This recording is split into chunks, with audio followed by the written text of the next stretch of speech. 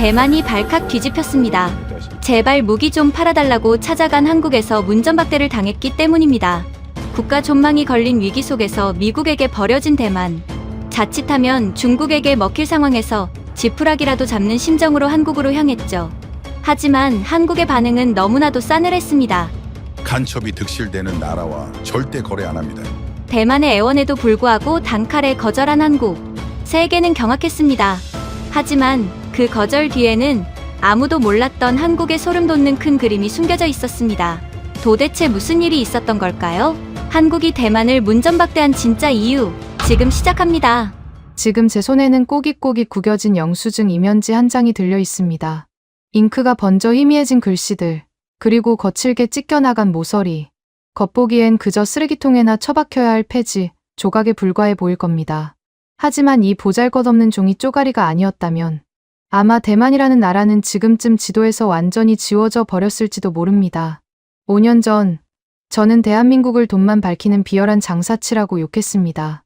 우리에게 무기를 팔지 않겠다는 그들의 결정을 오만함이라 비난했고, 보안을 지키라는 그들의 경고를 우리를 무시하는 모욕으로 받아들였죠. 하지만 그것은 철저한 제 착각이었습니다. 그들이 우리를 문전박대했던 건 우리를 미워해서가 아니라 우리가 칼을 쥘 자격이 없었기 때문이라는 걸 그때는 몰랐습니다. 피눈물을 흘리며 깨달았습니다. 진짜 친구는 입에 발린 달콤한 사탕이 아니라 살점이 뜯겨나가는 고통을 주더라도 썩은 환부를 도려내는 메스를 들이댄다는 사실을 말입니다. 이건 그 차가운 메스 앞에서 비로소 정신을 차린한 못난 군인의 참회록입니다. 치지지, 치지지, 소령님, 물이 찹니다. 놈들이 보입니다. 칠흑 같은 어둠 속에서 무전기 너머로 부하들의 비명소리가 찢어질 듯 울려 퍼졌습니다. 살려주세요. 제발 응답하십시오. 차가운 바닷물이 폐로 밀려들어 오는 그 끔찍한 감각이 마치 제 목을 조르는 것만 같았습니다. 안 돼. 버텨. 당장 구조대가 간다. 저는 미친 듯이 소리쳤지만 돌아오는 건 먹통이 된 통신 장비의 섬뜩한 침묵뿐이었습니다. 수압을 견디지 못한 잠수함 격벽이 찌그러지는 소리, 끼익하는 금속성 파열음이 고막을 파고들었습니다. 소령님, 저희를 버리지 마십시오. 마지막 절규가 끊어지는 순간 저는 숨이 턱 막혀왔습니다. 쾅! 누군가 제 방문을 부서져라 두드리는 소리에 소스라치게 놀라 눈을 떴습니다. 침대 시트는 식은땀으로 흥건히 젖어 물에 빠진 생쥐 꼴이었고 심장은 금방이라도 갈비뼈를 뚫고 나올 듯 쿵쾅거렸죠. 또 그 꿈이었습니다. 5년 전 제 부하 7명을 차가운 심해에 수장시켰던 그날의 악몽이 오늘따라 유독 선명하게 마치 현실처럼 저를 괴롭히고 있었습니다. 거친 숨을 몰아쉬며 시계를 보니 새벽 4시가 조금 넘은 시각이었습니다. 불길한 예감이 등골을 스치고 지나갔습니다. 국방부 지하 상황실은 이미 벌집을 쑤셔 놓은 듯 아수라장이었습니다. 평소 점잖던 장군들이 사색이 된 얼굴로 고함을 지르고 있었고 바닥에는 1급 기밀 도장이 찍힌 서류들이 흩뿌려져 있었죠. 무슨 일이냐고 묻기도 전에 제 눈앞에 들이밀어진 건 미 국무부 직인이 선명하게 찍힌 통지서 한 장이었습니다. 내용을 읽어 내려가던 제 손끝이 파르르 떨리기 시작했습니다. 보안 등급 F. 판매 불가. 믿을 수가 없었습니다. 우리가 그토록 공을 들였던 최신의 스텔스 전투기 F-35의 판매가 최종 불허된 겁니다. 이유는 단 하나, 대만군의 보안 상태가 엉망이라 최첨단 무기를 넘겨주면 그 기술이 고스란히 중국으로 유출될 위험이 크다는 것이었죠. 이건 단순한 거절이 아니라 사형 선고나 다름없었습니다. 해협 건너 중국의 침공 위협이 날로 거세지는 상황에서 미국의 지원이 끊긴다는 건 그냥 앉아서 죽으라는 소리와 같았으니까요. 무거운 침묵이 회의실을 짓누르고 있을 때였습니다. 또각또각 구두 굽소리를 내며 한 남자가 들어왔습니다. 대만 국방부 획득본부장 린 국장이었죠. 하버드 출신의 엘리트이자 누구보다 냉철한 이성주의자로 불리는 그가 묘한 미소를 띠며 입을 열었습니다. 미국 놈들은 배가 불렀습니다. 지들이 안 팔면 우리가 망할 줄 아나 보군요. 그의 목소리는 소름 끼칠 정도로 차분했습니다. 그는 패닉에 빠진 장군들을 천천히 둘러보며 말을 이었죠. 하지만 우리에겐 더 좋은 대안이 있습니다. 돈 냄새만 맡으면 지옥 끝까지라도 쫓아오는 사냥개들이 있으니까요. 기술은 미국보다 좋으면서 돈만 주면 영혼까지 파는 나라. 바로 한국입니다. 한국. 그 단어를 듣는 순간 제 미간이 찌푸려졌습니다. 제 기억 속의 한국은 돈만 주면 뭐든 파는 신이라고는 없는 철저한 비즈니스 국가였기 때문입니다. 하지만 린 국장은 제 앞으로 다가와 어깨를 툭툭 치며 나지막이 속삭였습니다. 첸 소령. 자네 5년 전 그 사고 잊지 않았겠지. 통신만 제대로 됐어도 부하들은 살았을 거야. 낡아 빠진 미제 장비 탓에 아까운 목숨들이 수장됐어. 한국의 K링크 전술 통신망이라면 그런 비극은 다시 없네. 자네가 가서 가져오게. 무슨 수를 써서라도. 그의 말은 제 가장 아픈 상처를 후벼 팠습니다. 반박할 수 없었습니다. 아니, 오히려 오기가 생겼습니다. 그래, 돈만 밝히는 한국 놈들에게 돈다발을 안겨주고 내 부하들을 지킬 최고의 방패를 사오겠다. 그렇게 다짐했죠. 린 국장은 양복 안주머니에서 최신형 스마트폰 하나를 꺼내 제게 건네주었습니다. 이건 보안폰이네. 협상 내용은 오직 이걸로만 보고하게. 한국 놈들은 도청의 귀재들이니까 절대 개인 휴대폰은 쓰지 말고. 저는 그 세심한 배려에 고개를 숙여 깊이 감사했습니다. 그때는 꿈에도 몰랐습니다. 그 번쩍이는 휴대폰이 저를 감시하는 족쇄이자 우리의 모든 동선을 적에게 실시간으로 알리는 위치 추적기였다는 사실을 말입니다. 그렇게 저는 현금 20조 원이라는 천문학적인 예산 집행 권한을 들고 비장한 각오로 서울행 비행기에 몸을 실었습니다. 인천국제공항에 도착했을 때 저는 당연히 국빈급 대우를 기대했습니다. 우리는 무려 20조 원을 쓸어온 귀한 손님이었으니까요. 번쩍이는 검은 세단과 의장대, 아니 적어도 정중하게 고개를 숙이는 영접 인원은 나와 있을 줄 알았습니다. 하지만 입국장을 빠져나온 우리를 맞이한 건 싸늘한 겨울바람뿐이었습니다. 저쪽입니다. 수행원장 대위가 당황한 표정으로 가리킨 곳에는 고급 리무진 대신 시꺼먼 선팅을 한 승합차 3대가 엔진 소리를 죽인 채 서 있었습니다. 번호판도 없는 정체불명의 차량들이었죠. 드르르. 차 문이 열리고 검은 정장을 입은 거구의 사내들이 우르르 쏟아져 나왔습니다. 그들의 눈빛에는 환영의 기색이라곤 눈을 씻고 찾아봐도 없었습니다. 마치 1급 수배자를 연행하러 온 형사들처럼 살기가 등등했죠. 짐부터 씻겠습니다. 인사도 없이 다가온 그들은 다짜고짜 제 손에 들린 가방을 낚아채듯 가져갔습니다. 그 거친 손길에 기분이 확 상했습니다. 이게 무슨 무례한 짓입니까?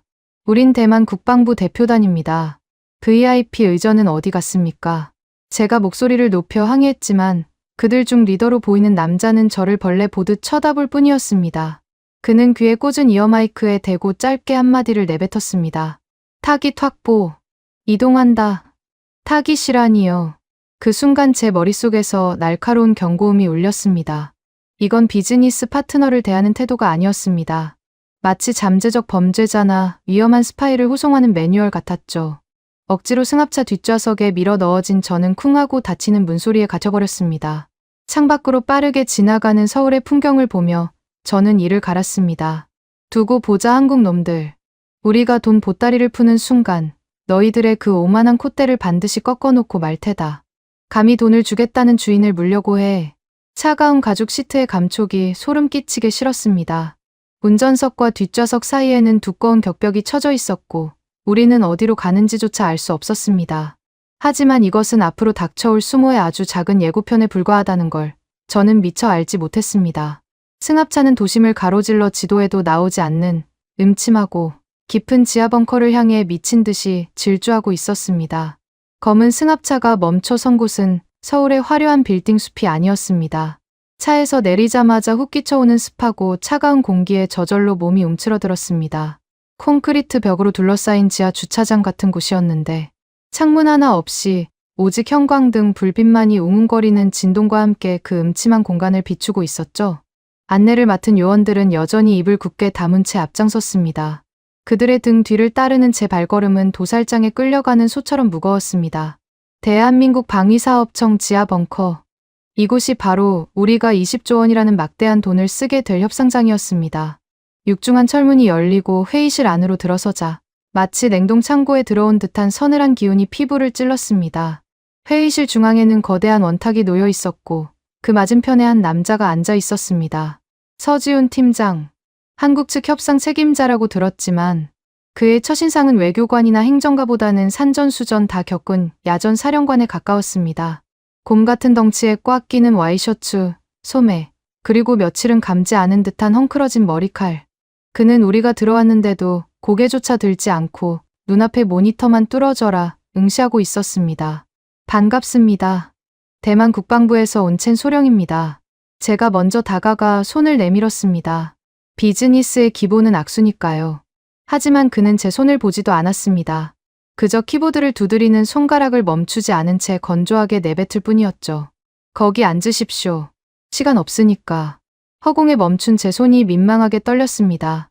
화끈거리는 얼굴을 감추려 억지로 자리에 앉으려는 순간 고막을 찢는 듯한 날카로운 경고음이 회의실 전체를 뒤흔들었습니다. 소리는 입구 쪽에 설치된 보안 검색대에서 나고 있었죠. 당황한 제가 주위를 둘러보자 검색대의 붉은 경광등이 미친 듯이 회전하며 린 국장의 가방을 가리키고 있었습니다. 서지훈 팀장이 그제야 고개를 들었습니다. 그의 입가에는 싸늘한 비웃음이 걸려 있었습니다. 손님 예의가 대단하시네. 남의 안방에 들어오면서 주머니에 쥐새끼를 달고 오셨어. 무슨 말씀이십니까? 이건 외교적 결례입니다. 린 국장이 불쾌하다는 듯 가방을 움켜쥐며 항변했습니다. 하지만 한국 측 보안 요원이 다가와 린 국장의 손에서 태블릿 PC를 거칠게 낚아챘습니다. 검색대를 통과하자마자 다시금 요란한 사이렌 소리가 울려 퍼졌죠. 서 팀장은 턱짓으로 태블릿을 가리켰습니다. 그 안에 든 거 단순한 업무용은 아닐 텐데 송신 전파가 아주 요란하게 잡히는군. 린 국장의 얼굴이 순간 흙빛으로 변했습니다. 저도 당황스러웠습니다. 린 국장은 분명 단순한 참고 자료가 든 태블릿이라고 했습니다. 하지만 한국의 보안 시스템은 우리가 숨기려 했던 무언가를 정확히 짚어내고 있었던 겁니다. 분위기가 순식간에 얼어붙었습니다. 린 국장은 식은땀이 맺힌 이마를 손수건으로 닦으며 억지 미소를 지어 보였습니다. 오해입니다. 통신 설정에 오류가 있었나 보군요. 사과의 뜻으로 저희가 준비한 작은 성의를 먼저 보여드리고 싶습니다. 린 국장은 재빨리 품 안에서 고급스러운 칠기 상자 하나를 꺼내 테이블 위로 밀었습니다. 상황을 무마하려는 필사적인 몸부림이었죠. 몽블랑 만년필 세트입니다. 그리고 이건 계약서 초안인데 저희가 원래 제시했던 금액의 20%를 더 얹어드리겠습니다. 현금으로 일시불 지급하죠. 한국 입장에서도 나쁜 조건은 아닐 겁니다. 돈이면 다 해결될 거라는 린 국장의 뻔뻔한 태도에 제 얼굴이 화끈거렸습니다. 하지만 한편으로는 서 팀장의 반응이 궁금했습니다. 20%면 수천억 원이 넘는 돈입니다. 아무리 콧대 높은 한국이라도 이 정도 제안은 거절하기 힘들 터였죠. 서 팀장은 묵묵히 그 상자를 바라보았습니다. 잠시 후 그가 투박한 손을 뻗어 만년필을 집어들었습니다. 좋은 물건이군요. 그가 만년필을 이리저리 돌려보며 중얼거렸습니다. 린 국장의 얼굴에 안도의 빛이 스쳤습니다. 마음에 드신다니 다행입니다. 앞으로 잘 부탁드린다는 의미로. 말이 채 끝나기도 전이었습니다. 끔찍한 파열음이 회의실의 정적을 깼습니다. 제 눈을 의심했습니다. 서지훈 팀장이 손에 쥐고 있던 육중한 크리스털 재떨이로 방금 받은 만년필을 사정없이 내려 찍은 겁니다. 검은 플라스틱 조각과 잉크가 사방으로 튀었고 고급 만년필은 형체를 알아볼 수 없는 고철 덩어리가 되어버렸습니다. 이게 무슨 짓입니까? 놀라서 벌떡 일어난 제 말문이 막혔습니다. 서 팀장은 아무 일도 없었다는 듯 박살난 만년필 잔해 속에서 핀셋으로 무언가를 집어 올렸습니다. 쌀알보다 작은 크기의 금속 칩이었습니다. 놀랍게도 그 작은 칩에서는 여전히 붉은 빛이 미세하게 깜빡거리고 있었죠. 도청기, 그것도 최신형이네. 서 팀장의 목소리는 지옥에서 올라온 듯 낮고 음산했습니다. 그는 그 칩을 린 국장의 눈앞에 들이밀며 으르렁거렸습니다. 선물입니까? 아니면 수갑입니까? 계약금 더 얹어준다는 핑계로 우리 시스템에 구멍을 뚫으시겠다. 아닙니다. 저는 정말 모르는 일입니다. 린 국장이 손사래를 쳤지만 이미 그의 눈동자는 심하게 흔들리고 있었습니다. 서 팀장은 칩을 손가락으로 으깨버린 뒤 자리에서 벌떡 일어났습니다. 거대한 곰이 일어서는 듯한 위압감에 저도 모르게 뒷걸음질을 쳤습니다. 협상은 없습니다. 전원 추방해. 그의 명령은 단호했습니다. 대기하고 있던 무장 요원들이 순식간에 우리를 포위했습니다. 이게 무슨 날벼락입니까? 협상 테이블에 앉은 지 10분도 채 되지 않았습니다. 20조 원을 들고 온 국빈을 이렇게 개 쫓듯 쫓아낸다는 게 말이 됩니까? 팀장님, 오해입니다. 제 말을 좀 들어보십시오. 제가 다급하게 외쳤지만 요원들은 제 양팔을 억세게 붙잡고 출구로 끌고 갔습니다. 질질 끌려나가며 뒤를 돌아보았을 때 서지훈 팀장은 이미 다시 모니터로 시선을 돌린 채였습니다. 하지만 문이 닫히기 직전 그가 던진 마지막 한마디가 비수처럼 날아와 제 가슴에 꽂혔습니다. 귀를 씻고 눈을 뜨십시오. 똥인지 된장인지 구분도 못하면서 총은 무슨 얼어 죽을 총이야. 육중한 철문이 닫히는 진동과 함께 서 팀장의 모습이 시야에서 사라졌습니다. 벙커 밖으로 쫓겨난 우리는 멍하니 서로를 바라보았습니다. 수치심과 분노로 온몸이 떨렸습니다. 귀를 씻고 눈을 떠라. 그게 무슨 뜻인지 그때는 알지 못했습니다. 그저 우리를 조롱하는 말이라 생각했죠. 주먹을 꽉 쥐었습니다. 손톱이 살을 파고드는 고통조차 느껴지지 않을 만큼 분노가 치밀어 올랐습니다. 두고 보자. 내 이 치욕을 절대 잊지 않겠다. 반드시 내 놈들이 무릎 꿇고 빌게 만들 것이다. 한국의 차가운 겨울바람이 뺨을 때렸지만 제 가슴 속에서 타오르는 증오의 불길은 꺼질 줄을 몰랐습니다. 그렇게 우리는 빈손으로, 아니 짓밟힌 자존심만 끌어안고 타이베이행 비행기에 몸을 실어야 했습니다. 하지만 이것이 끝이 아니었습니다. 한국이 던진 그 차가운 거절은 대만을 더 깊은 수렁으로 밀어넣는 방아쇠가 되고 말았으니까요. 악마의 속삭임은 바로 그 틈을 노리고 있었습니다. 타이베이로 돌아오는 비행기 안은 무거운 침묵만이 감돌았습니다. 저는 창밖의 구름을 멍하니 바라보며 입술을 깨물었습니다. 억울했습니다. 대한민국 방위사업청 벙커에서 쫓겨나던 그 순간의 치욕이 뇌리에 박혀 떠나질 않았습니다. 귀를 씻고 눈을 뜨라니 도대체 그게 무슨 오만한 소리란 말입니까? 제 분노가 극에 달해 있을 때 옆 좌석에 앉은 린 국장이 한숨을 내쉬며 정적을 깼습니다. 첸 소령. 자네도 봤지. 한국 놈들이 얼마나 교활한지 말이야. 그의 목소리에는 억울함이 가득 묻어 있었습니다.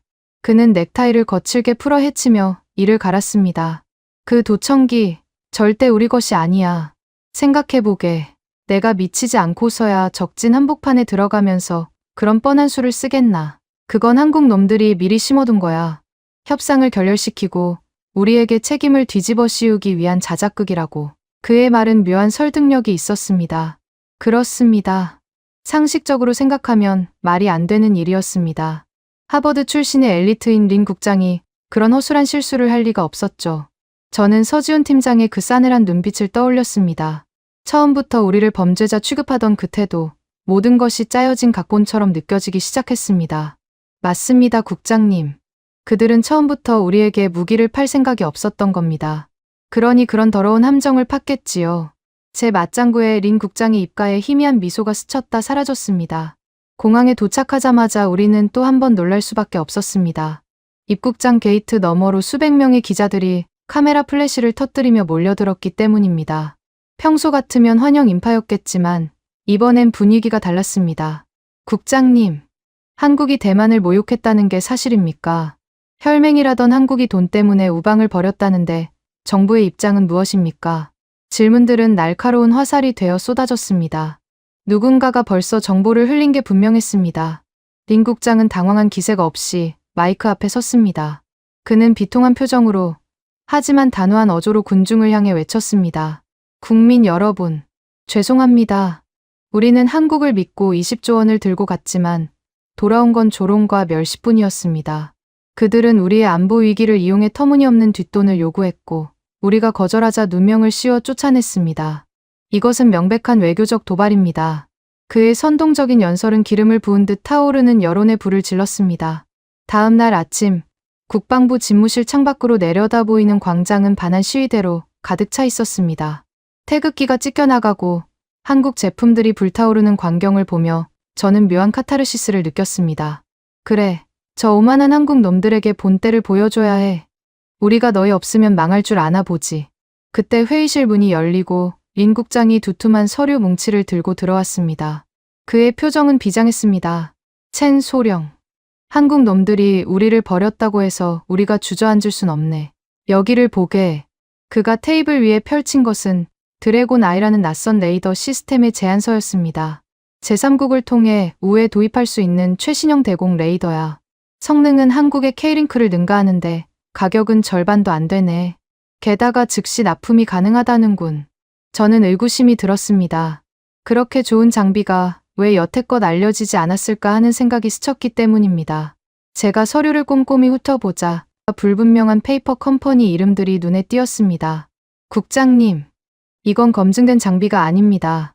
제조사도 모호하고 부품의 원산지도 확실하지 않습니다. 만약 중국산 부품이라도 섞여 있다면. 제 우려 섞인 말에 인 국장이 책상을 쾅 내리쳤습니다. 지금 찬밥 더운 밥 가릴 때인가. 당장 내일이라도 중국 전투기가 영공을 넘어올 판이야. 미국은 등 돌렸고 한국은 우릴 걷어찼어. 자네 부하들이 수장되던 그날처럼 또다시 손가락만 빨다가 당할 텐가. 부하들의 이야기, 그건 제 이성을 마비시키는 금기어였습니다. 린 국장은 제 눈빛이 흔들리는 틈을 놓치지 않았습니다. 이건 자네가 영웅이 될 기회야. 한국 기술 없이도 우리 힘으로 보란 듯이 성공시키는 거지. 서지훈 그자가 땅을 치고 후회하게 만들어주자고.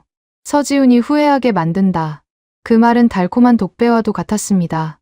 제 가슴 속 깊은 곳에 자리 잡은 열등감과 복수심이 이성을 집어삼켰습니다. 저는 떨리는 손으로 만년필을 잡았습니다. 그리고 검증되지 않은 출처 불명의 레이더 도입 계약서에 제 이름을 서명하고 말았습니다. 알겠습니다. 진행하시죠. 제 목을 걸고 성공시키겠습니다. 계약이 체결되자마자 린 국장은 어디론가 전화를 걸어 입금하라는 짧은 지시를 내렸습니다. 그의 얼굴에는 감출 수 없는 희열이 번져가고 있었죠. 하지만 그 기쁨은 오래가지 못했습니다. 회의실 벽면에 걸린 대형 TV에서 긴급 뉴스 속보가 흘러나왔기 때문입니다. 긴급 뉴스입니다. 대한민국 방위사업청이 폴란드와 역대 최대 규모인 30조 원대의 무기 수출 계약을 체결했습니다. 이번 계약에는 최첨단 K링크 시스템과 전차, 자주포가 포함되어 있으며 화면 속에는 서지훈 팀장이 폴란드 국방장관과 악수를 하는 장면이 나오고 있었습니다. 며칠 전 저를 벌레 보듯 쳐다보던 그 무뚝뚝한 얼굴이 폴란드 장관 앞에서는 엷은 미소를 띠고 있었죠. 아나운서의 멘트가 이어졌습니다. 특히 한국 측은 폴란드를 혈맹으로 규정하고 자국군에 배치될 최신 물량을 우선 공급하기로 결정했습니다. 이는 단순한 무기 판매를 넘어선 안보 동맹이 순간 제 손에 들려있던 볼펜이 뚝 하고 부러져 나갔습니다. 머릿속이 하얗게 변했습니다. 돈이 없어서 안 판 게 아니었습니다. 물건이 없어서 못 판 것도 아니었습니다. 그들은 30조 원 어치의 물량을, 그것도 최신형으로 즉시 공급할 능력이 있었습니다. 단지 대만이라는 나라, 아니 우리라는 인간들에게는 팔지 않기로 결정했던 겁니다. 개자식들, 우린 안 되고 폴란드는 된다는 거냐. 치밀어 오르는 모멸감에 눈앞이 붉어졌습니다. 화면 속 서지훈 팀장은 마치 저를 비웃는 것 같았습니다. 너희 같은 삼류들에게 줄 무기는 없다. 그렇게 말하는 듯했죠. 옆에 있던 린 국장이 혀를 차며 중얼거렸습니다. 보게, 저게 놈들의 본색이야. 돈 많이 주는 유럽 백인들한테는 꼬리를 흔들고 우리 같은 아시아 이웃은 헌신짝처럼 버리는 거지. 그의 말이 기름이 되어 제 분노에 활활 타올랐습니다. 저는 주먹으로 테이블을 내리치며 소리쳤습니다. 두고 봐라 서지훈. 내 놈들이 판 그 비싼 무기보다 우리가 도입한 드래곤 아이가 훨씬 뛰어나다는 걸 증명해 보일 테다.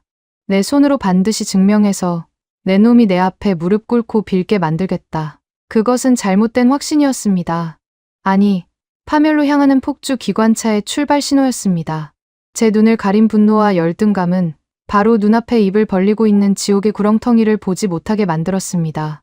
드래곤, 아이, 용의 눈이라 불리는 그 레이더가 실은 우리를 감시하고 파괴할 악마의 눈이라는 사실을 알기까지는 그리 오랜 시간이 걸리지 않았습니다.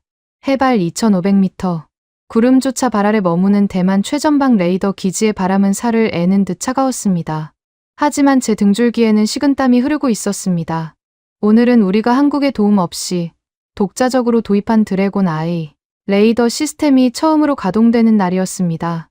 상황실의 공기는 팽팽하게 당겨진 활시위처럼 긴장감으로 가득 차 있었죠.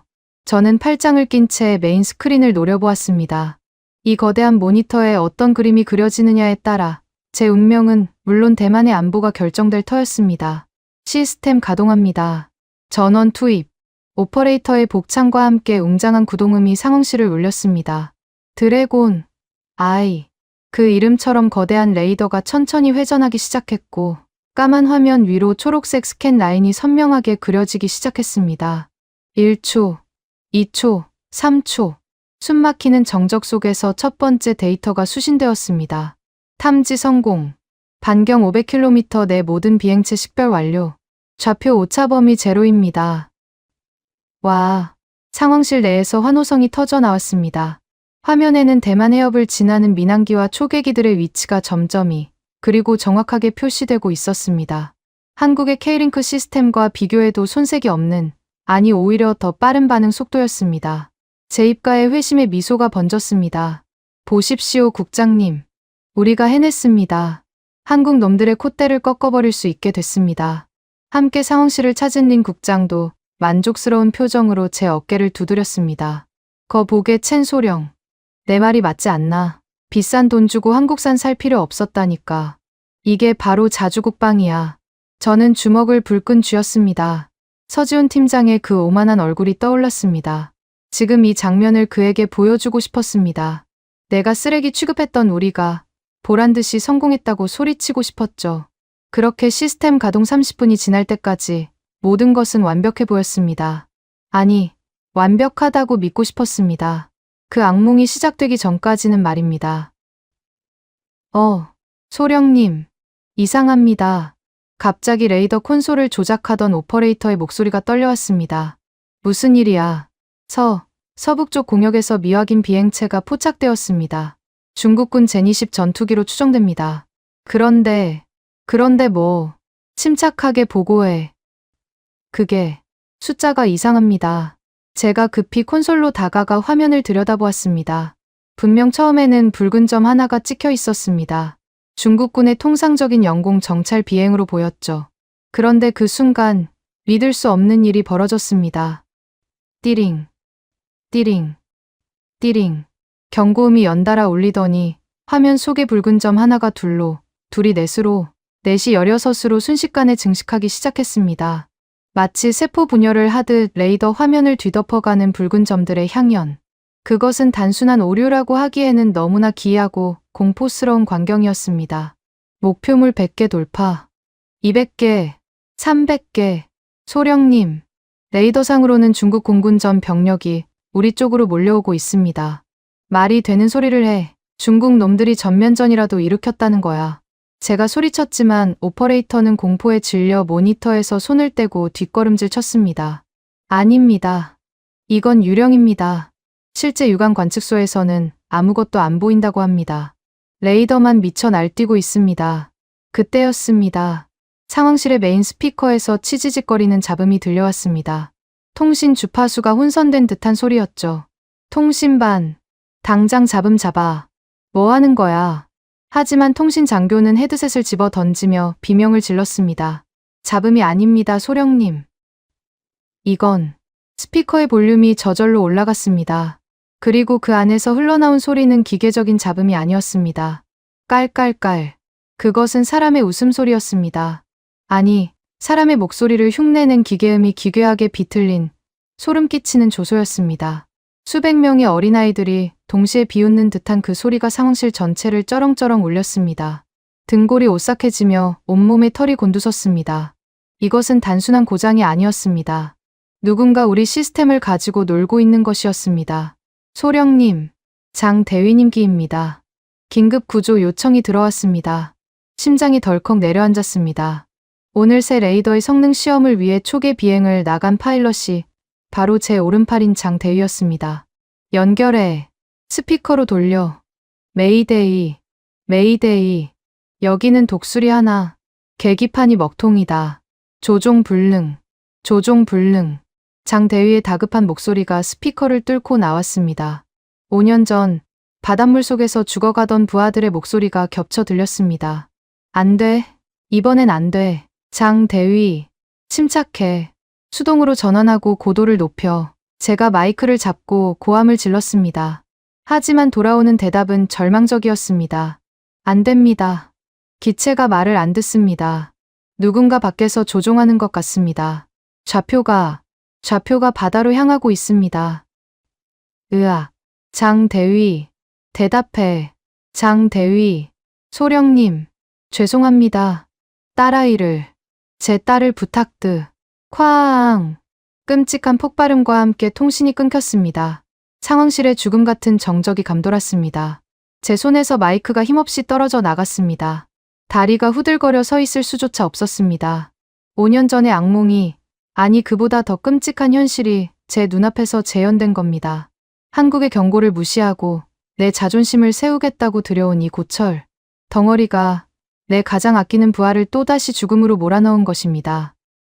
숨이 안 쉬어져 가슴을 부여잡고 바닥에 주저앉았습니다. 과호흡이 오며 시야가 흐릿해졌습니다. 그때 미쳐 날뛰던 붉은 점들이 사라지고 레이더 메인 스크린이 검게 변했습니다. 전원이 나간 것일까요? 아니요. 차라리 전원이 나갔으면 좋았을 겁니다. 껌뻑.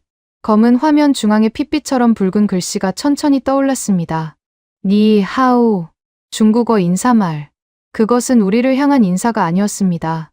너희의 심장은 이미 우리가 쥐고 있다는 섬뜩한 사형 선고였습니다. 드래곤 아이는 중국이 심어놓은 트로이의 목마였고 우리는 제 손으로 성문을 열어 적을 안방으로 들인 꼴이었습니다. 이건 함정이야. 린 국장은 이미 사색이 되어 어디론가 사라진 뒤였습니다. 상황실의 장교들은 패닉에 빠져 우왕좌왕하고 있었고 기괴한 웃음소리인 깔깔깔 소리는 멈추지 않고 계속해서 울려 퍼졌습니다. 바닥을 기어가던 제 손에 무언가가 잡혔습니다. 주머니에서 떨어진 꼬깃꼬깃하게 구겨진 종이 뭉치였습니다. 한국에서 쫓겨날 때 서지훈 팀장이 쓰레기통에서 주워 제 가슴팍에 던져주었던 바로 그 영수증 이면지였습니다. 귀를 씻고 눈을 뜨십시오. 서 팀장의 환청이 들려왔습니다. 눈물이 앞을 가려 흐릿한 시야로 그 종이를 펴보았습니다. 그저 쓰레기인 줄 알고 처박아 두었던 그 종이 뒷면에 깨알 같은 글씨들이 인쇄되어 있었습니다. 그것을 본 순간 제 심장이 멎는 듯했습니다. 그것은 단순한 영수증이 아니었습니다. 제가 지금 겪고 있는 이 모든 지옥도에 대한 해답이, 그리고 우리가 얼마나 멍청했는지를 보여주는 결정적인 증거가 그 안에 담겨 있었습니다. 붉은색 니아오라는 글자가 박힌 메인 스크린은 마치 악마의 눈동자처럼 상황실을 내려다보고 있었습니다. 웅성거리는 장교들의 비명, 끊임없이 울리는 경보음, 그리고 제 머릿속을 맴도는 장 대위의 마지막 단말마. 모든 것이 현실감 없이 윙윙거리는 이명으로 변해 제 고막을 때렸습니다. 저는 바닥에 주저앉아 거친 숨을 몰아쉬었습니다. 공포보다 더 끔찍한 무력감이 온몸을 짓눌렀습니다. 그때 주머니 속에서 진동이 울렸습니다. 린 국장이 준 보안폰이었습니다. 떨리는 손으로 통화 버튼을 누르자 평소의 냉철함은 온데간데 없는 린 국장의 다급한 목소리가 들려왔습니다. 첸 소령. 지금 당장 서버실로 가서 전원 내려. 아니, 하드디스크를 전부 포맷해버려. 단순 기계 결함이야. 기록이 남으면 우리가 다 뒤집어 쓴다고. 알겠나. 당장 밀어버려. 단순 기계 결함이라니요. 사람이 죽었습니다. 적국의 해킹 메시지가 떴습니다. 그런데 원인을 규명하기는커녕 증거를 인멸하라니요. 순간 제 머릿속에 번개 같은 의구심이 스쳤습니다. 왜 그는 상황을 파악하기도 전에 포맷부터 지시하는 걸까요? 마치 이 사태가 터질 것을 미리 알고 있었던 사람처럼 말입니다. 전화를 끊지 않은 채 저는 바닥에 떨어진 꼬깃꼬깃한 종이 뭉치를 다시 펴보았습니다. 한국 방사청 벙커에서 쫓겨나던 날 서지훈 팀장이 쓰레기 취급하며 제게 던져주었던 바로 그 영수증 이면지였습니다. 당시 저는 그가 저를 모욕하기 위해 쓰레기를 던졌다고 생각했습니다. 분해서 찢어버리려다가 주머니에 처박아둔 채 잊고 있었던 종이었죠. 하지만 흐릿한 눈물을 닦고 자세히 들여다본 그 종이의 뒷면에는 충격적인 진실이 인쇄되어 있었습니다. 2024년 2월 11일 발신 타이베이 국방부 린 국장 보안폰 수신 베이징 공산당 제4국 통화 시간 15분 30초 숨이 턱 막혀왔습니다. 이건 단순한 통화 기록이 아니었습니다. 제가 한국으로 떠나기 전 린 국장이 보안을 위해 쓰라며 선물했던 그 스마트폰의 백도어 로그였습니다. 서지훈 팀장은 이미 알고 있었던 겁니다. 린 국장의 폰이 중국과 연결된 한라인이라는 것을요. 그가 만년필을 재떨이로 박살낸 건 단순한 성질머리 때문이 아니었습니다. 도청을 막기 위한 필사적인 방어였던 겁니다. 그가 우리를 10분 만에 쫓아낸 것도 모욕이 아니었습니다. 스파이의 감시망에서 저를 떼어놓고 이 결정적인 증거를 쥐어주기 위한 거친 배려였던 겁니다. 귀를 씻고 눈을 뜨십시오. 그의 마지막 목소리가 귓가에 생생하게 울렸습니다. 아, 나는 얼마나 어리석었단 말입니까? 진정한 적은 내 옆에서 웃고 있었고 진정한 아군은 악역을 자처하며 나를 구하려 했습니다. 그런데 나는 그 손을 뿌리치고 내 부하들을 죽인 원수에게 꼬리를 흔들며 이 지옥문을 열어준 꼴이었습니다. 첸 소령. 대답해. 듣고 있어. 당장 서버실로 가라니까. 수화기 너머로 린 국장이 악을 쓰고 있었습니다. 제 손에 들린 영수증이 부들부들 떨렸습니다. 슬픔은 순식간에 차가운 분노로 바뀌었습니다. 저는 끓어오르는 화를 억누르며 나지막이 대답했습니다. 알겠습니다. 국장님, 제가 직접 처리하겠습니다. 전화를 끊자마자 저는 서버실을 향해 뛰기 시작했습니다. 하지만 포맷을 위해서가 아니었습니다. 이 모든 해킹 기록과 린 국장의 지시가 담긴 원본 로그를 확보하기 위해서였습니다. 그것만이 개죽음당한 장 대위의 원혼을 달래고 이 썩어빠진 군대를 도려낼 유일한 칼날이었습니다. 복도를 질주하여 서버실 앞에 다다랐을 때였습니다. 엘리베이터 문이 열리며 완전 무장한 헌병대원 10여 명이 쏟아져 나왔습니다. 그들의 어깨에는 헌병이라는 완장 대신 린 국장 직속 보안부대 마크가 붙어 있었죠. 선두의 선 대위가 저를 발견하고는 권총을 뽑아 들었습니다. 첸 소령을 체포해라. 그가 중국과 내통하여 시스템에 악성 코드를 심은 스파이다. 반항하면 즉시 사살해도 좋다. 기가 찼습니다. 린 국장은 이미 저를 희생양으로 삼을 시나리오까지 짜둔 거였습니다. 자신이 저지른 짓을 덮어씌우기에 한국을 증오했던 저만큼 좋은 먹잇감은 없었겠죠. 저놈을 잡아. 고함과 함께 헌병들이 달려들었습니다. 생각할 겨를이 없었습니다. 저는 서버실의 육중한 철문을 향해 몸을 날렸습니다. 탕. 총성과 함께 뜨거운 것이 제 어깨를 스치고 지나갔습니다. 벽에 불꽃이 튀었고 매캐한 화약 냄새가 진동했습니다. 열려라. 제발. 떨리는 손으로 아이디 카드를 리더기에 긁었습니다. 삐빅. 다행히 아직 제 권한은 삭제되지 않았습니다. 육중한 철문이 덜컥거리며 열리자마자 저는 안으로 굴러들어갔고 곧바로 안쪽에서 수동 잠금 레버를 돌렸습니다. 쿵. 쿵. 쿵. 밖에서 문을 걷어차는 소리가 들려왔지만 특수합금으로 제작된 서버실 문은 꿈쩍도 하지 않았습니다. 서버실 내부는 차갑고 웅장했습니다. 수백 개의 서버렉들이 윙윙거리는 소리를 내며 돌아가고 있었고 그 안에는 지금 이 순간에도 대만군을 파괴하고 있는 악성 코드와 그것을 지시한 자들의 흔적이 고스란히 담겨 있었습니다. 저는 피가 흐르는 어깨를 부여잡고 메인 콘솔 앞에 섰습니다. 첸 소령. 문 열어. 좋은 말로 할 때 나와. 문 밖에서 확성기 소리가 들려왔습니다. 곧이어 용접기를 가져오라는 고함도 들렸습니다. 시간이 없었습니다. 그들이 문을 뚫고 들어오는 건 시간 문제였습니다. 저는 주머니에서 비상용 USB를 꺼내 콘솔에 꽂았습니다. 데이터 백업, 전체 로그 파일. 엔터키를 누르자 화면에 진행률 표시줄이 나타났습니다. 1%, 2%. 속도가 너무 느렸습니다. 방대한 데이터량에 비해 전송 속도는 거북이 걸음이었습니다. 초조함에 입술이 바짝바짝 말라갔습니다. 더 빨리. 제발 좀 더 빨리. 그때였습니다. 서버실 안쪽, 비상구 쪽 어둠 속에서 누군가의 인기척이 느껴졌습니다. 헌병대가 벌써 우회해서 들어온 걸까요? 저는 반사적으로 쇠파이프 하나를 집어들고 경계 태세를 취했습니다. 누구냐? 나와라. 어둠 속에서 천천히 걸어 나온 사람은 의외의 인물이었습니다. 장 대위였습니다. 분명 초계기 추락으로 사망한 줄 알았던 그가 흙투성이가 된 비행복을 입은 채 창백한 얼굴로 서 있었습니다. 장 대위, 살아있었구나. 다행이다. 정말 다행이야. 안도감에 다리가 풀릴 뻔했습니다. 저는 그에게 달려가려 했습니다. 하지만 장 대위는 저를 향해 반가운 미소 대신 검고 차가운 권총의 총구를 겨누었습니다. 그의 손은 사시나무처럼 떨리고 있었고 눈에는 굵은 눈물이 맺혀 있었습니다. 죄송합니다, 소령님. 정말 죽고 싶을 만큼 죄송합니다. 장 대위, 자네 지금 뭐 하는 건가? 총 거두게. 안 됩니다. 놈들이. 린 국장이 제 딸을 데리고 있습니다. 소령님이 데이터 전송하는 걸 막지 않으면 제 딸을 중국으로 팔아넘기겠다고 했습니다.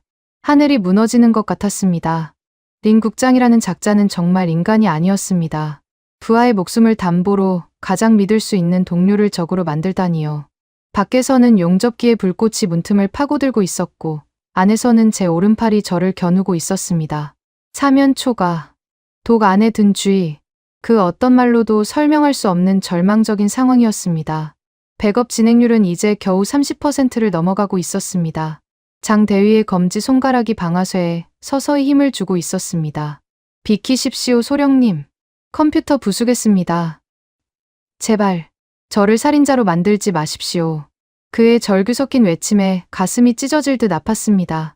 하지만 저는 물러설 수 없었습니다. 여기서 물러서면 장 대위의 딸뿐만 아니라 대만의 모든 아이들이 노예처럼 살게 될 테니까요. 저는 결단을 내려야 했습니다. 한국의 서지훈 팀장이 저를 위해 악역을 자처했듯이 저 또한 누군가를 위해, 아니 모두를 위해 목숨을 걸어야 할 때가 온 거였습니다. 저는 쇠파이프를 버리고 천천히 장 대위의 총구 앞으로 걸어갔습니다. 그리고 제 이마를 차가운 총신에 갖다 대었습니다. 장 대위, 쏴라. 제 목소리는 떨리지 않았습니다. 오히려 그 어느 때보다 차분하고 명료했습니다. 나를 죽여도 좋다. 하지만 이 컴퓨터는 안 된다. 이걸 전송하지 못하면 내 딸은 평생 중국 속국에서 노예로 산다. 당장 살리기 위해 영원히 죽이는 선택을 할 텐가. 아빠로서 선택해라. 장 대위의 눈동자가 격렬하게 흔들렸습니다. 밖에서는 쾅하는 소리와 함께 철문의 빗장이 떨어져 나가는 소리가 들렸습니다. 헌병들이 들이닥치기 직전이었습니다. 저는 눈을 감고 마지막을 기다렸습니다. 총성이 울릴지, 아니면 기적이 일어날지. 모든 것은 이제 신의 뜻에 달려 있었습니다. 차가운 금속 총구가 제 이마를 짓누르고 있었습니다. 장 대위의 거친 숨소리가 제 얼굴에 닿을 만큼 가까웠지만 저는 눈 하나 깜빡하지 않고 그를 응시했습니다. 등 뒤에서는 용접기의 푸른 불꽃이 강철문을 녹이는 소리가 끔찍한 비명처럼 들려왔고 매캐한 연기가 서버실 바닥을 잠식해오고 있었습니다. 일촉즉발의 상황. 하지만 제 눈에 들어온 건 죽음의 공포가 아니라 제 앞에 선부하의 처절한 눈물이었습니다. 장 대위, 내 딸이 훗날 너를 어떻게 기억하길 바라나. 친구를 배신하고 나라를 팔아넘긴 겁쟁이 아빠인가? 아니면 목숨을 걸고 조국의 자유를 지켜낸 영웅인가? 제 말은 장 대위의 가슴을 후벼 파는 송곳이었습니다. 그의 손가락이 방아쇠 위에서 경련하듯 떨렸습니다. 그는 짐승 같은 울음소리를 삼키며 고개를 저었습니다. 소령님. 저는 바로 그 순간이었습니다.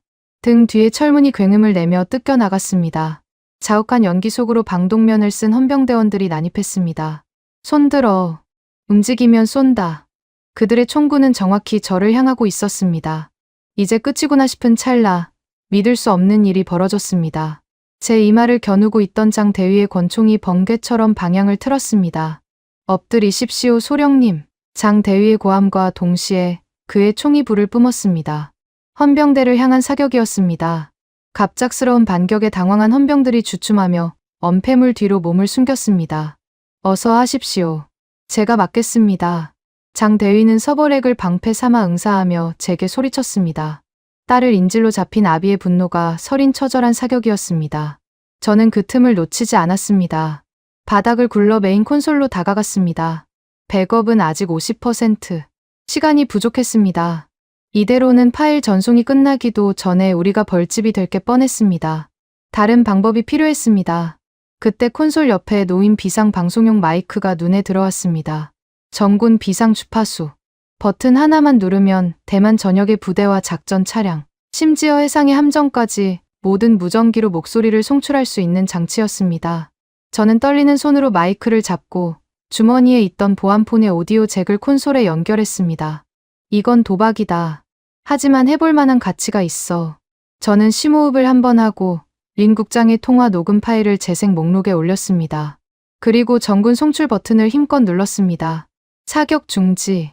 사격 중지. 헌병대장의 다급한 목소리가 들렸지만 이미 장 대위는 어깨와 다리에 총상을 입고 피를 흘리며 쓰러져 있었습니다. 장 대위. 제가 비명을 지르며 그에게 다가가려 할 때 헌병들이 저를 덮쳤습니다.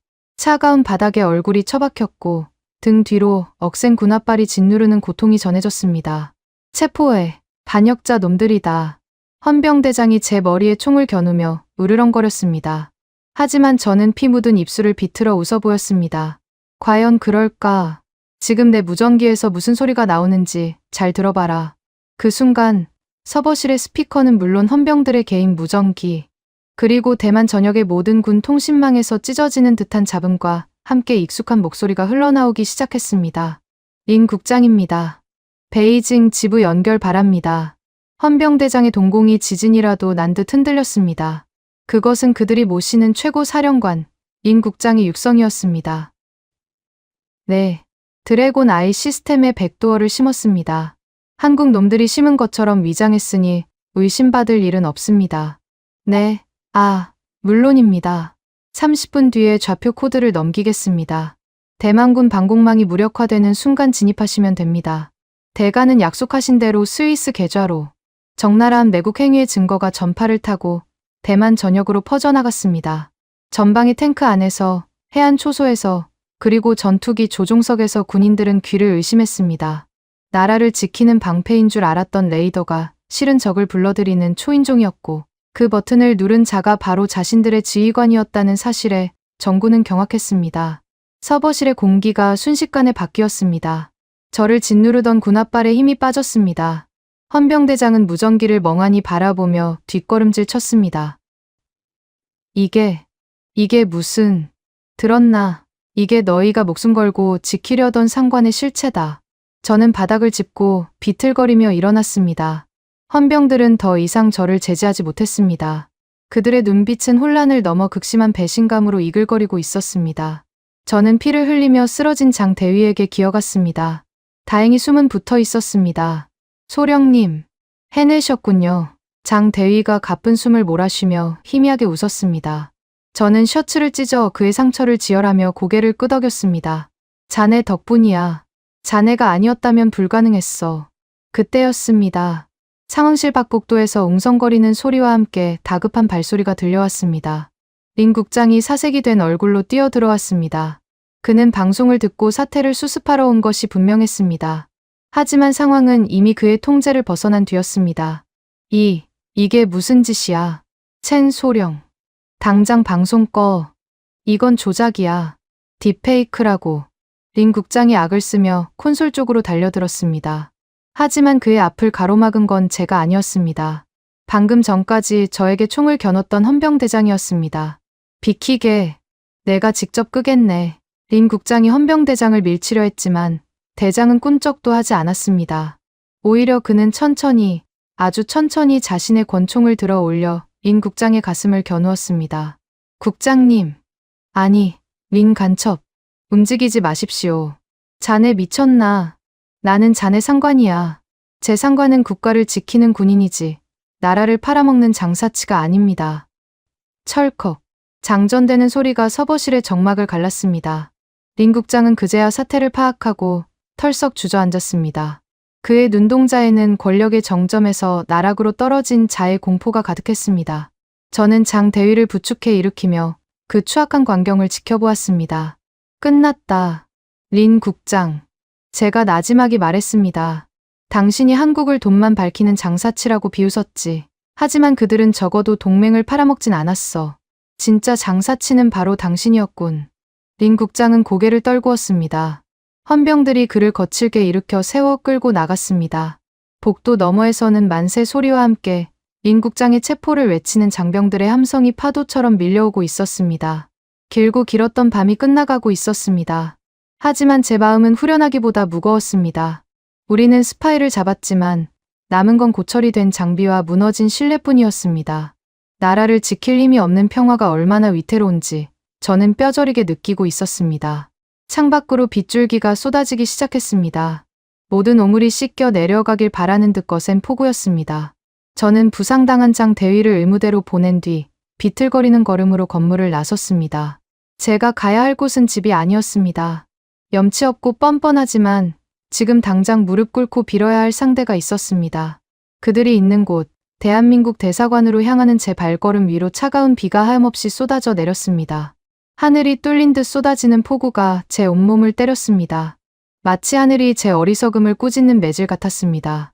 타이베이 시내 한복판, 대한민국 대사관의 육중한 철문 앞에는 물웅덩이가 깊게 패여 있었고 저는 그 차가운 흙탕물 위에 무릎을 꿇고 있었습니다.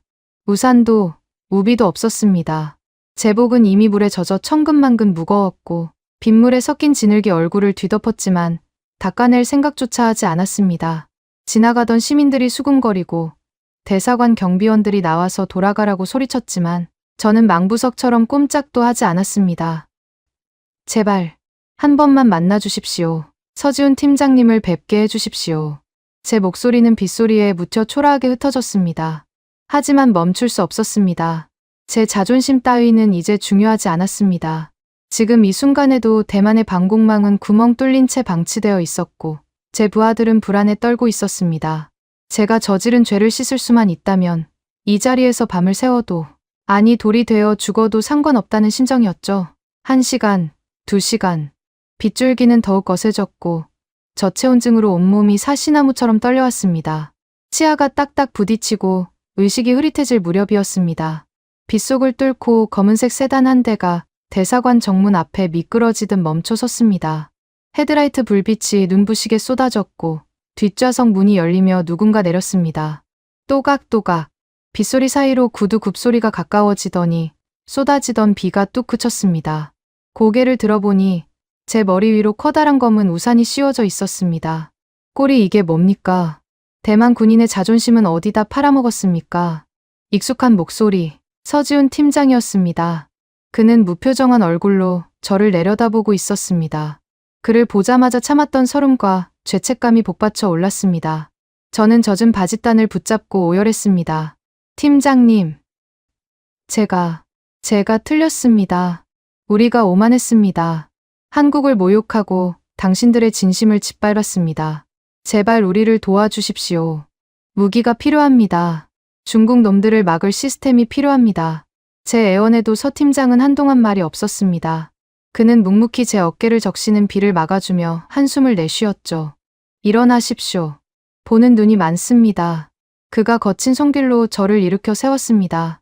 다리에 힘이 없어 비틀거리자 그가 단단히 부축해 주었습니다. 첸 소령, 당신들이 실수한 게 뭔지 아십니까? 돈이면 다 된다고 생각한 겁니다. 하지만 신뢰는 돈으로 사는 게 아닙니다. 피와 땀으로 사는 거지. 압니다. 뼈저리게 후회하고 있습니다. 염치 없지만 부탁드립니다. K링크든 뭐든 다 사겠습니다. 웃돈을 달라는 대로 다 드리겠습니다. 제발. 서 팀장이 제 말을 끊고 품 안에서 두툼한 서류 봉투 하나를 꺼내 제 가슴팍에 밀어 넣었습니다. 묵직했습니다. 저는 당연히 그것이 K링크 시스템의 긴급 판매 계약서일 거라고 생각했습니다. 하지만 봉투를 열어본 제 눈은 휘둥그레졌습니다. 그 안에는 계약서가 아니라 낯선 명단과 USB 메모리 하나가 들어있었습니다. 이게 뭡니까? 화이트 해커 50인의 명단, 그리고 우리 사이버 사령부가 개발한 악성 코드 제거용 백신입니다. 제 귀를 의심했습니다. 무기가 아니었습니다. 그가 내민 건 총칼이 아니라 병든 시스템을 치료할 의사들이었습니다. 무기는 안 팝니다. 서 팀장이 단호하게 말했습니다. 심장이 철렁 내려앉는 순간 그가 이어서 툭 내뱉은 말은 제 가슴을 강하게 울렸습니다. 청소부터 합시다. 무기는 깨끗한 그릇에 담아야 하니까. 똥물이 든 그릇에 최고급 요리를 담아봤자 그건 그냥 쓰레기일 뿐입니다. 지금 당신들 군대가 딱 그 꼴입니다. 그의 말은 거칠었지만 그 안에는 따뜻한 진심이 담겨 있었습니다. 그는 우리가 당장 급하다고 해서 무작정 무기를 팔아치우는 장사치가 아니었습니다. 무너진 기초부터 다시 세워주려는 진정한 스승이자 형제의 마음으로 우리를 대하고 있었던 겁니다. 지금 즉시 한국 최고의 화이트 해커팀이 투입될 겁니다. 이 친구들은 돈 냄새가 아니라 바이러스 냄새를 맡으면 미친 개처럼 달려드는 놈들이죠. 24시간, 딱 하루면 됩니다. 눈물이 빗물과 섞여 하염없이 흘러내렸습니다. 고맙다는 말조차 나오지 않을 만큼 목이 메었습니다. 서 팀장은 젖은 제 어깨를 툭툭 털어주며 처음으로 희미한 미소를 지어 보였습니다. 가서 지휘하십시오 소령. 비 맞고 청승 떨 시간에 부하들 밥이라도 한 끼 더 챙기란 말입니다. 그는 우산을 제 손에 쥐어주고는 뒤도 돌아보지 않고 차에 올랐습니다. 멀어지는 미등을 보며 저는 빗속에서 거수 경례를 올렸습니다. 필승. 그 순간만큼은 그가 한국군이 아니라 저희 진정한 상관처럼 느껴졌습니다. 기적은 그날 밤 바로 일어났습니다. 서 팀장이 건넨 USB가 국방부 서버에 꽂히는 순간 상황실의 모니터들은 전쟁터를 방불케 했습니다. 한국에서 원격 접속한 50명의 해커 군단은 그야말로 사이버 공간의 특수부대였습니다. 그들은 드래곤 아이 깊숙이 숨겨진 중국의 악성 코드를 사냥개처럼 찾아내 물어뜯었습니다. 50% 치료 완료. 속도가 엄청납니다. 백도어 포트 전면 차단. 중국 측 접속 시도가 모조리 튕겨나가고 있습니다. 오퍼레이터들의 보고가 빗발쳤습니다. 화면을 가득 채웠던 붉은 경고등이 하나둘씩 초록색 정상 신호로 바뀌어가고 있었습니다. 마치 죽어가던 환자의 심장이 다시 뛰는 듯한 광경이었습니다. 그리고 정확히 24시간 뒤 마지막 남은 악성 코드 조각이 소멸하면서 메인 스크린에는 시스템 정상화라는 파란 글씨가 떴습니다. 와, 상황실은 떠나갈 듯한 함성으로 가득 찼습니다. 서로 얼싸안고 우는 장교들, 바닥에 주저앉아 안도의 한숨을 내쉬는 기술자들. 그 감동의 도가니 속에서 저는 서 팀장이 준 명단을 꽉 쥐고 있었습니다. 그들은 우리에게 돈 한 푼 요구하지 않고 오직 동맹의 의리 하나로 밤을 새워 우리를 지켜주었습니다. 이것이 진짜 힘이구나. 돈으로 바른 무기가 아니라 위기 순간에 등을 맡길 수 있는 친구가 있다는 것. 그것이 진정한 국방력이라는 것을 저는 비로소 깨달았습니다. 비는 그쳤지만 제 마음속에는 새로운 폭풍이 일고 있었습니다. 그것은 한국에 대한 무한한 존경과 감사, 그리고 다시는 이런 수모를 겪지 않겠다는 뼈를 깎는 각오였습니다. 하지만 서지훈 팀장의 선물은 여기서 끝이 아니었습니다. 2년 뒤 우리가 진정으로 준비가 되었을 때 그가 보여준 마지막 반전은 저를 다시 한번 그 앞에 무릎 꿇게 만들었습니다. 2026년 1월 차가운 바람 끝에 봄 기운이 묻어나는 서울의 하늘은 유난히 푸르고 높았습니다. 2년이라는 시간은 길다면 길고 짧다면 짧은 세월입니다. 하지만 첸 중령에게 지난 2년은 뼈와 살을 깎아내는 고통의 시간이자 동시에 가장 찬란한 환골탈태의 시간이었습니다. 대만 타이베이 국방부 청사의 공기는 이제 완전히 달라졌습니다. 스파이들이 득실대던 복도에는 매서운 눈빛의 보안 요원들이 서 있고 먼지 쌓인 서류 더미 대신 최첨단 보안 서버가 윙윙거리며 돌아가고 있습니다. 우리는 썩은 살을 도려냈습니다. 피가 철철 흐르는 고통을 감내하며 내부의 적을 숙청했고 시스템을 바닥부터 다시 짰습니다. 이제야 비로소 우리는 대한민국이 내미는 손을 잡을 자격을 갖추게 된 것입니다. 인천국제공항 입국장을 나서자 2년 전 저를 공포에 떨게 했던 검은 승합차 대신 본네트 위에 태극기와 대만 국기가 나란히 꽂힌 최고급 세단이 저를 기다리고 있었습니다. 어서 오십시오. 첸 중령님. 모시러 나왔습니다. 정복을 입은 한국군 장교가 절도 있는 경례로 저를 맞이했습니다. 그 정중한 대우에 오히려 제가 당황스러울 지경이었습니다. 차창 밖으로 스쳐 지나가는 2026년 서울의 풍경은 여전히 활기찼지만 그것을 바라보는 제 마음은 천지개벽한 듯 달라져 있었습니다. 2년 전에 저는 돈다발을 든 오만한 졸부였지만 지금의 저는 신념으로 무장한 군인이 되어 돌아왔으니까요. 차가 멈춘 곳은 예전의 그 음침한 지하 벙커가 아니었습니다. 햇살이 눈부시게 쏟아지는 방위사업청 본관의 대회의실.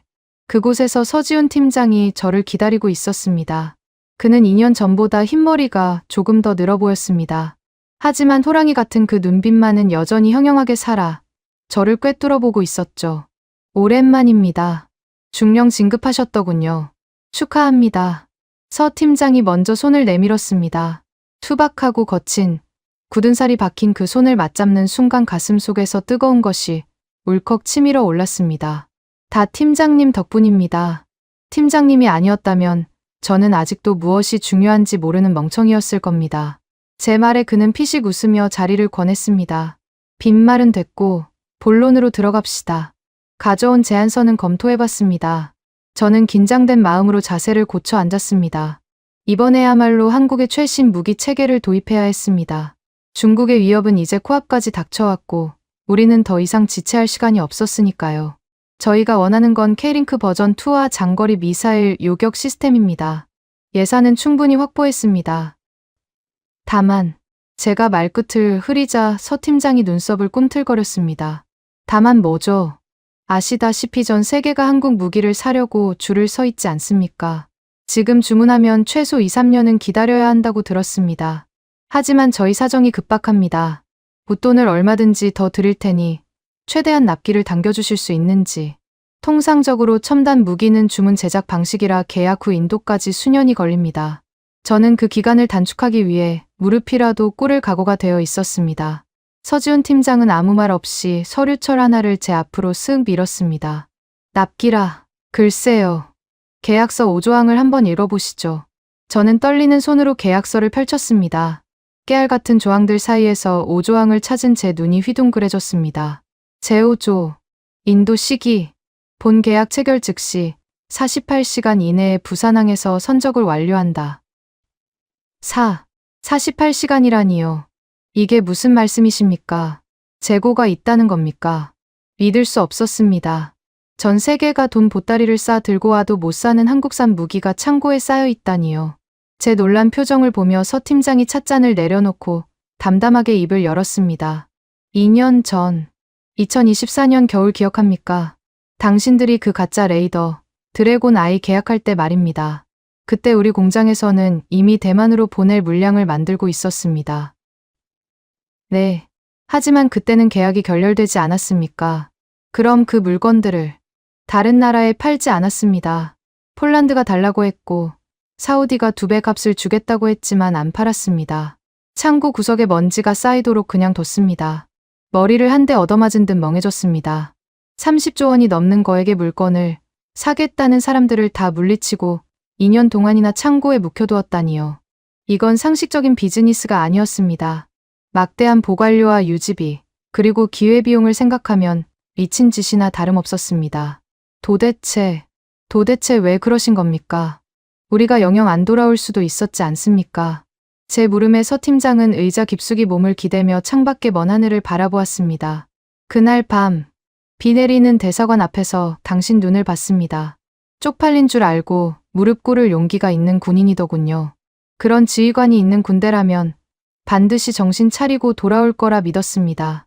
그의 시선이 다시 저를 향했습니다. 첸 중령, 무기는 말입니다. 돈 주는 놈한테 파는 게 아닙니다. 그걸 지킬 자격이 있는 놈한테 쥐어주는 겁니다. 썩은 손에 쥐어주면 그건 흉기가 되지만 당신처럼 굳은 살 박인 손에 쥐어주면 조국을 지키는 보검이 되니까요. 우린 당신이 그 자격을 갖출 때까지 2년 동안 기다린 겁니다. 눈시울이 붉어지다 못해 시야가 흐려졌습니다. 목구멍이 뜨거워 말 한마디 할 수 없었습니다. 한국은 단순히 물건을 파는 나라가 아니었습니다. 그들은 우리가 스스로 일어설 때까지 묵묵히 손해를 감수하며 기다려준 진정한 형제였습니다. 그들이 창고에서 먼지를 뒤집었으며 지켜낸 것은 단순한 강철 덩어리가 아니라 우리 대만의 미래이자 희망이었던 겁니다. 창원 물류센터에 가면 당신들을 기다리느라 목이 빠진 녀석들이 있을 겁니다. 먼지 좀 털어서 가져가십시오. 보관료는 깎아드릴 테니까. 서 팀장의 퉁명스러운 농담에 저는 울다가 웃고 말았습니다. 저는 자리에서 벌떡 일어났습니다. 그리고 제 군 생활 중 가장 절도 있고 경건한 자세로 그를 향해 거수 경례를 올렸습니다. 감사합니다. 정말 감사합니다. 이 은혜, 죽을 때까지 잊지 않겠습니다. 대만 국민을 대신해 깊은 존경을 표합니다. 서 팀장도 천천히 자리에서 일어났습니다. 거구에 그가 저를 향해 마주 경례를 했습니다. 가서 지키십시오. 당신들의 조국을, 그리고 우리의 평화를. 필승. 회의실의 통유리창 너머로 2026년의 따스한 햇살이 쏟아져 들어와 우리 두 사람을 비췄습니다. 우리는 국적도 다르고 군복 색깔도 달랐지만 그 순간만큼은 같은 곳을 바라보는 전우였습니다. 대만으로 돌아가는 비행기 안, 저는 창밖을 내려다보며 맹세했습니다. 기술은 돈으로 살 수 있지만 나라를 지키는 신념은 오직 실현을 통해서만 얻을 수 있다는 것을. 그리고 대한민국은 그것을 가르쳐준 내 인생의 유일한 스승이었다는 사실을 말입니다. 이제 저는 두렵지 않습니다. 제 뒤에는 세상에서 가장 든든한 형제가, 그리고 제 손에는 그들이 믿고 맡긴 최고의 검이 들려 있으니까요. 바람이 찹니다. 하지만 이 바람은 실현이 아니라 우리를 더 높이 날게 할 순풍이 될 것입니다. 선생님들, 오늘 이야기 어떠셨나요? 저는 대본을 쓰는 내내 빗속에 무릎 꿇은 첸 중령과 그에게 우산을 씌워주던 서 팀장의 모습이 눈앞에 아른거려 몇 번이나 목이 메었답니다. 특히 자격을 갖출 때까지 2년을 기다렸다는 그 대목에서는 가슴 한구석이 찌릿하더군요. 단순히 물건을 파는 게 아니라 상대를 진정한 친구로 만들기 위해 손해를 감수하고 기다려주는 그 뚝심. 그것이야말로 돈으로는 절대 살 수 없는 우리 대한민국만의 정의자 품이 아닐까 싶습니다. 사실 저는 선생님들보다 훨씬 어린 세대라 그 시절의 배고픔이나 서러움을 머리로만 알지 가슴으로 다 알지는 못합니다. 그래서 때로는 작은 일에도 불평하고 조금만 힘들어도 주저앉으려 할 때가 많아요. 하지만 오늘 이야기를 쓰면서 다시금 깨달았습니다. 지금 전 세계가 부러워하는 이 위대한 대한민국을 만든 건 바로 이 영상을 보고 계신 선생님들의 피와 땀이었다는 사실을요. 기억나시나요? 캄캄한 독일의 지하 1000m 막장에서 석탄 가루를 마시며 검은 가래를 뱉어내던 그 시절을요. 숨이 턱턱 막히는 중동의 뜨거운 사막에서 모래바람 섞인 밥을 삼키며 콘크리트를 비비던 그날들을요. 구로공단에서 청계천에서 밤새 미싱을 돌리고 기름밥을 먹어가며 내 자식만큼은 배 골치 않게 하겠다고 이 악물고 버티셨잖아요. 그 거친 숨소리와 뚝심이 모여서 지금의 자주국방을 만들었고 세계가 우러러보는 선진국을 만든 겁니다. 그러니 선생님들, 혹여나 거울을 보며 이제 나도 늙었구나. 내가 할 수 있는 게 없구나 하며 한숨 쉬지 마세요. 절대 그러시면 안 됩니다. 선생님들의 그 주름진 손등, 마디마디 굵어진 거친 손가락을 한번 가만히 들여다봐 주세요. 그건 늙고 초라한 흔적이 아닙니다. 그 어떤 장군의 별보다 빛나고 그 어떤 훈장보다 값진 영광의 상처랍니다. 아무것도 없던 맨 땅에서 기적을 일궈낸 영웅이 바로 선생님들이십니다. 저는 그 굳은 살 박인 손을 존경합니다.